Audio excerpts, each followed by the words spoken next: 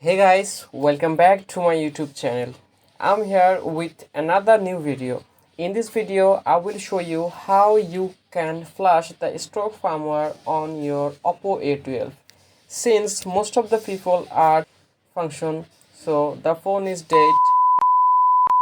So let's solve this problem. So we have need these files. The files is first of all drivers with both USB, ADB and COM port drivers, Oppo MTK toolkit, and the main is the stock firmware. The stock firmware is here. I will put all the file description in my Telegram channel. So this is my Telegram channel. I will put all the file link as a zip file with my in my Telegram channel. So first of all you have to install the drivers. So I'm going to install the drivers. I have already installed it, so I'm not going to install it, so cancel. Then you have to install the vcom drivers. So this is the very important part. Listen carefully. Go to your device manager. I'm searching the device manager, so I'm going to the device manager. Then go to the then click on your PC icon, then go to action, add legacy hardware, next install the hardware manually, next, again next, have a disk, browse. Then you have to select your MTK drivers. So I'm going to select MTK drivers. My system is 64-bit, so I'm selecting this. Okay, and again okay. So here notice that you have to select the preloader USB vcom port. Although it's not digitally signed, but it's not a big deal. So go to the next and install the drivers. Okay, so our driver installation is almost complete. Okay, one more thing, you have to open the Oppo MTK toolkit. So go to start.bat, run as administrator.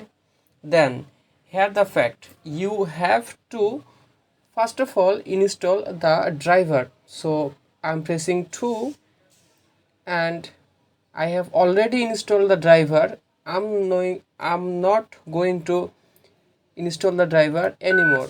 Okay, my driver is installed. You have seen some lock in your CMD if the driver is installing. So I'm assuming that you will perfectly do that. So now is the point. Now you have to use the MTK toolkit. Okay, so I'm closing that. You have to open the MTK toolkit again, run as administrator. Okay, let's remember we have installed all proper drivers including COM drivers and USB drivers. Now we have to run the MTK client. So I'm going to run the MTK client by pressing 1. Okay, you will get sometimes in order to download the MTK client GUI for Windows. I have already downloaded, so it's just open it in 1 second. So you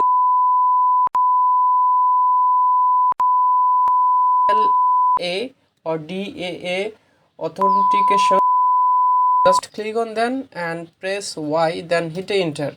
So now here you can see it says power off the phone before connecting from broom mode. Press and hold volume up and volume down button. You have to connect your phone with the EDL mode.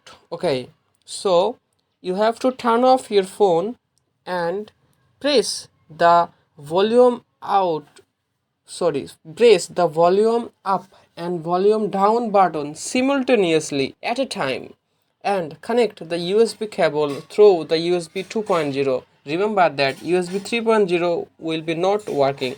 So just connect your phone, you will see some pop-up and then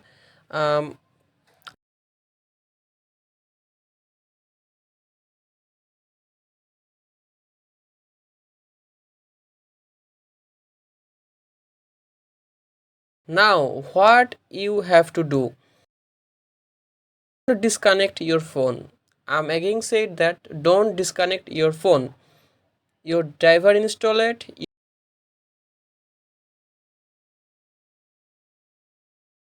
hit the enter and cross it. So again go to the start dot bat, then you have to run the SP flash tool by pressing 3.